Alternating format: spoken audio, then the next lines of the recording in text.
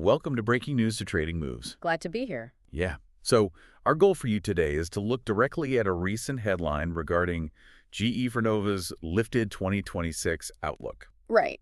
And then, clearly outline the winners and losers based purely on the text, based on the actual data. Exactly. We are sticking strictly to the mechanics of the trade. Yeah. We will look at the exact data points released by the company and track where the market is directing capital as a result. No exaggeration. We are just looking at the facts. You can think of this like reading the box score of a game for you. Right. We're just looking at the raw statistics, the current standings, and, who is winning or losing based on the data sitting right in front of us. Yeah, the numbers dictate the narrative. Completely. So let's get straight to GE Vernova's numbers. Let's do it. The central piece of data here, the main thing in the text, is that GE Vernova raised its 2026 revenue and profit margin outlook. Right. And as the direct result of that, the stock jumped. It jumped more than 13% to an all-time high. Yeah, and the specifics of that raised outlook are, they're rooted entirely in their backlog. Okay, let's look at that backlog. Yeah, they reported that their backlog rose to $163 billion. That is a massive number. It is. And they projected it could reach $200 billion by 2027. Just to be clear for you listening, a backlog represents contracted future revenue, right? Exactly. Customers have already placed the orders. They've signed the contracts for equipment that, it has yet to be built and delivered. So it's not a guess. No, it's not a guess at all. A growing backlog indicates sustained future demand. It's like a mathematical floor for future revenue. It's not just some one-time spike in quarterly sales. Right.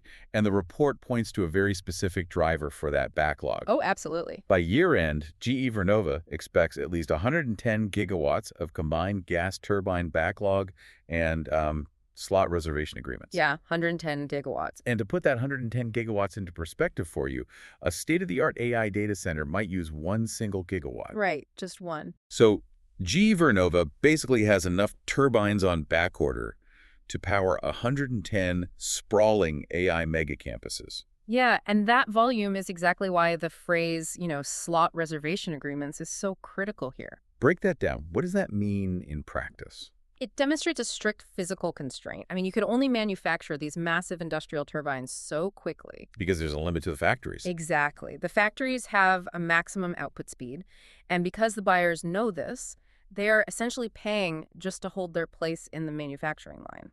Wow. So they're just getting in line. Yes. They are locking in their delivery slots years in advance. They do this because they simply cannot risk being left without power generation when their data center is finally ready to go online. That makes total sense. Now, the company also noted that its electrification unit profit more than doubled in the quarter. Doubled, yeah. And the electrification unit handles the physical hardware needed to actually move that electricity from the power plant to the end user. So it's not the turbine itself. No. We are talking about transformers, switchgear, complex grid hardware. Right. Because generating the power is only step one, right? You have to transmit it across the country. Right. So the profit doubling in that specific unit aligns precisely with the demand for new power generation.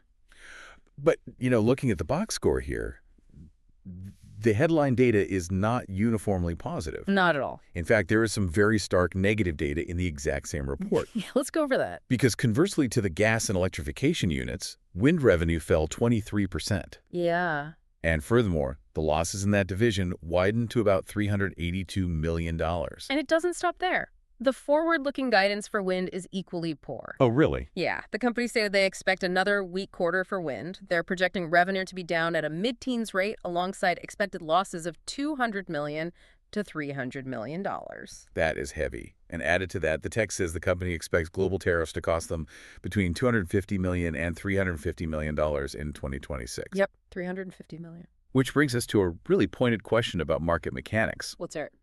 How does a company reporting hundreds of millions in wind losses and facing up to $350 million in upcoming tariff costs still see its stock jump over 13% to an all-time high? Yeah, it looks contradictory on the surface, but the answer lies in the sheer scale of the positive data.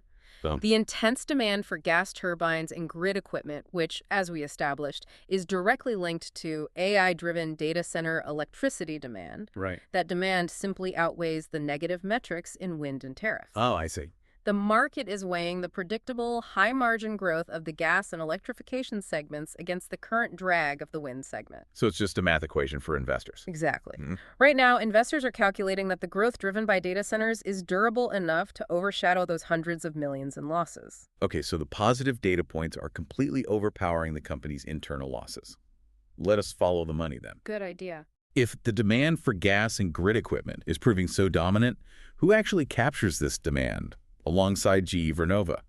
Who are the actual winners in the gas turbine and power generation equipment sector based on this text? Well, rising electricity demand from AI-linked data centers requires uninterrupted baseload power. Right, they can't turn off. Exactly. Data centers operate 24 hours a day, 7 days a week, and gas power generation provides that continuous output. Makes sense. So GE Vernova's expectation of at least 110 gigawatts of combined gas turbine backlog and slot reservations, that strengthens the case for companies tied to new generation capacity. Okay, so what are the specific tickers? Let's give them the letters. The tickers highlighted for this segment are GEV, which is GE Vernova itself, Right. ETN, which is Eaton, and PWR, which is Quanta Services. Wait, hold on. If GE Vernova is building the turbines, where do Quanta Services and Eaton fit into the equation? That's a great question. Like, are they manufacturing competing turbines? Not at all. Quanta Services, PWR, they provide specialized contracting services. Okay. Yeah, they are the ones physically building out the infrastructure. Right. You cannot just drop a massive gas turbine onto an empty lot. You need engineering, steelwork, complex construction. Quanta builds the physical reality of the site. Got it. And what about Eaton? Eaton, ETEN, provides the power management technologies. They build the systems that safely route and control the immense voltage coming off those turbines. Oh, I see. So when the demand for gas turbines increases, the demand for the companies that build the surrounding infrastructure and manage the power output that increases in lockstep. That makes perfect sense. So we have successfully generated the power and built out the generation site. Right. But we still have to get that power to the data center. Exactly. And that brings us to the second category of winners: grid infrastructure and electrification. Yep. The fact that GE Vernova's electrification unit more than doubled its profit, that clearly indicates that grid infrastructure demand is also rising sharply. Exactly, and this provides a positive read-through for companies supplying transmission equipment, substations, power quality hardware, and electrical distribution equipment. All the pipes for the electricity. Yes. Utilities and data center operators must expand capacity. You cannot force a gigawatt of new power through decades-old wiring. Right, it would just melt. Precisely. Yeah. That requires entirely new electrical pathways. So the companies identified as winners in this space are HUBB, which is Hubbell, ETN, Eaton again, and nVent, nVent Electric. Okay, break down exactly what those companies are providing to the grid. Like if a utility company is upgrading a line to handle an AI data center, what are they buying from Hubbell or nVent Electric? So Hubbell, HUBB, they manufacture utility components. They make the specialized physical hardware that goes directly onto the high-voltage power lines and into the utility substations. Okay. We're talking about the heavy-duty insulators, connectors, grounding equipment, the stuff that keeps the grid from failing under massive loads. In nVent? nVent Electric, NVT. They specialize in electrical enclosures and fastening solutions. High-voltage infrastructure is incredibly sensitive to environmental damage and overheating. nVent provides the industrial-grade protection required to keep those electrical systems safe and functional. Okay, so we have generated the power, and we have dragged it across the grid to the facility. Right. Which brings us inside the data center itself. Yep. And this is the third category of winners. The data center power and cooling ecosystem. Yes, the cooling. I look at an AI data center like a massive overclocked brain for you. That's a good way to put it. Or like an engine. Yeah, like building a high-performance race car engine. You cannot just feed it more fuel, or in this case, electricity. Right. You absolutely must upgrade the radiator and cooling systems. Yep. You have to give it away to manage the thermal load so the whole machine does not overheat and destroy itself. That is precisely how thermal management functions in these facilities. And, it is considered a second-order trade. The market trades this quickly when AI infrastructure demand shows up in industrial earnings. The logic is sequential. How so? Well, if you buy a turbine, you must build a grid to carry the power. Right. And if you deliver that power to a data center, you must manage the heat generated by the servers consuming that power. And AI servers run substantially hotter than traditional computing servers. They draw far more wattage, so they emit far more heat. So standard air conditioning is not going to cut it anymore. Nowhere close. Yeah. You need advanced cooling systems, whether that is precision air cooling designed specifically for high-density server racks, or liquid cooling where coolant is routed directly to the chips themselves. Just to keep the hardware from melting down. Exactly. So the companies listed as winners for this power and cooling ecosystem are VRT, which is Vertiv, JCI, Johnson Controls, and nVent, nVent Electric.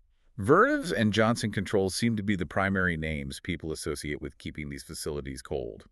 How do they split that cooling ecosystem? Good question.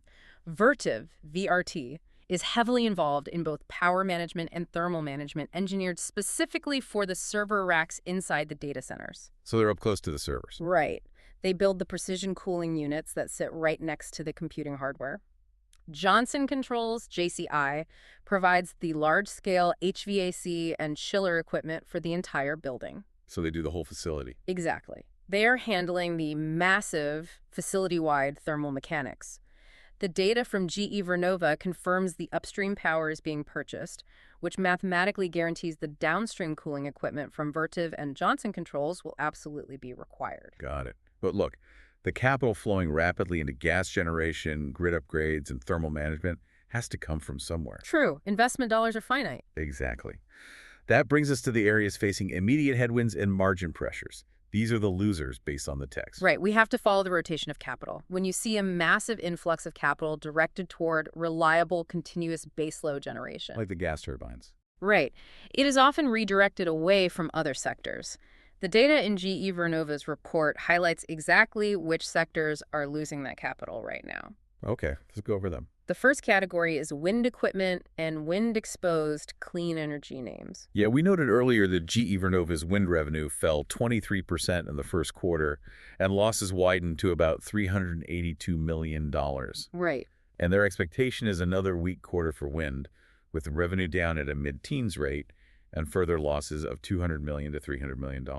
Yeah, that sequence of data reinforces the fact that the deployment and profitability of wind projects are currently struggling. Because of the capital rotation. Right.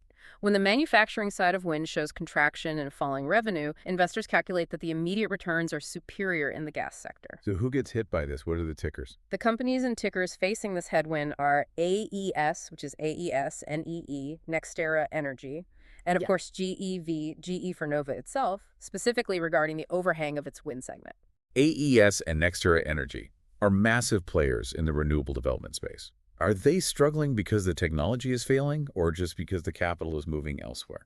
It is about where the immediate demand lies. AES, and NextEra Energy, NEE, develop large-scale renewable projects. Yeah. But right now, the urgent, massive corporate contracts are being signed for continuous gas power to feed data centers, not intermittent wind power. The capital just follows the urgency. Okay, that makes sense.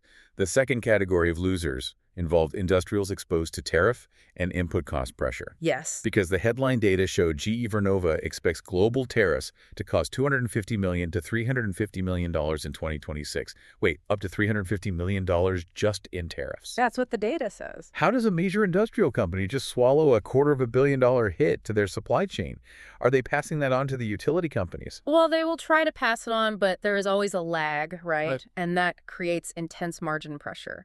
That data point serves as a warning to investors that globally sourced industrial and electrical equipment makers face supply chain friction. Because they buy parts from all over. Exactly. Companies rely on global supply chains to source specialized metals, electronic components, subassemblies. When global tariffs are implemented, the cost of importing those raw materials goes up immediately. Right. And if these companies cannot immediately raise their prices to offset the added costs, their profit margins decrease. So who are the specific companies in the crosshairs of this margin pressure? Give us the tickers. The tickers listed are EMR, Emerson Electric, ROK, Rockwell Automation, and MMM, 3M. Okay. Emerson Electric, EMR, and Rockwell Automation, ROK, build complex automation and control systems. 3M, MMM provides industrial materials. All three require massive amounts of globally sourced components to build their final products. So that tariff cost hits them hard. Exactly. The GE Vernova tariff data is a direct read-through for the margin pressure these three companies will likely face. All right, the final category of losers focuses on renewable-focused names losing near-term capital rotation. Right. The GE Vernova update tells the market exactly where spending urgency is highest right now, and it is clearly focused on reliable generation, grid upgrades, and AI-related load growth. Yeah, and when that theme strengthens and the wind sector remains wet, capital rotates away from renewable heavy names and moves toward companies tied to gas, transmission, and electrical infrastructure. So what are the tickers losing out here? The tickers listed for this capital rotation away from renewables are FSLR, First Solar, ARRY, Array Technologies, and RUN, Sunrun. Let's break those down. What exactly do those three companies do, and why is the market trading away from them in this specific environment? First Solar, FSLR, manufactures solar panels. Array Technologies, ARRY, makes the mechanical trackers that allow solar panels to physically follow the sun across the sky to maximize efficiency. Oh, that's what a tracker is. Yeah. And Sunrun, or UN, deals in residential solar installations. Now, this is a relative market read-through rather than a specific operational failure for these three. Right, it's just about where the money is going right now. Exactly. The market is looking at the industrial supply chain and deciding that for the near term, the massive corporate spending is going toward gas turbines for data centers, not toward expanding solar manufacturing. Therefore, the trading momentum leaves the renewable sector. You know, there's a stark contradiction for you to consider here based on everything we've looked at. What's that? AI is frequently discussed as a futuristic, cutting-edge technology. Yet, its immediate physical requirement is driving capital away from renewable clean energy and directly back toward traditional, heavy-duty gas power generation. It is quite the contrast. Why are the biggest tech companies in the world relying on century-old combustion principles? Well, the contradiction is resolved when you look at the strict engineering requirements of a data center. Right. An AI data center cannot afford a drop in power when the wind stops blowing or the sun goes down. Oh, because it has to keep training. Yes, the servers must run continuously to train the language models. And right now, grid-scale battery storage is not robust enough or cost-effective enough to store the massive amounts of wind or solar power required to run a gigawatt-scale data center through the night. They just don't have the batteries for it. No, they don't. Therefore, the high-tech industry is entirely reliant on the continuous combustion of natural gas to function. The capital always follows the engineering reality. We have looked at the numbers, and we have outlined the winners and the losers. The data provides a very clear map of where industrial spending is directed over the next few years. It really does.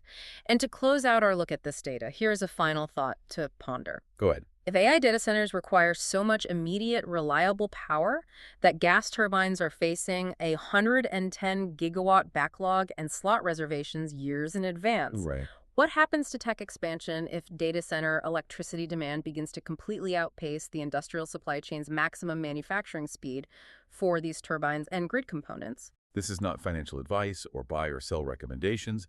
This is purely the opinion of the author.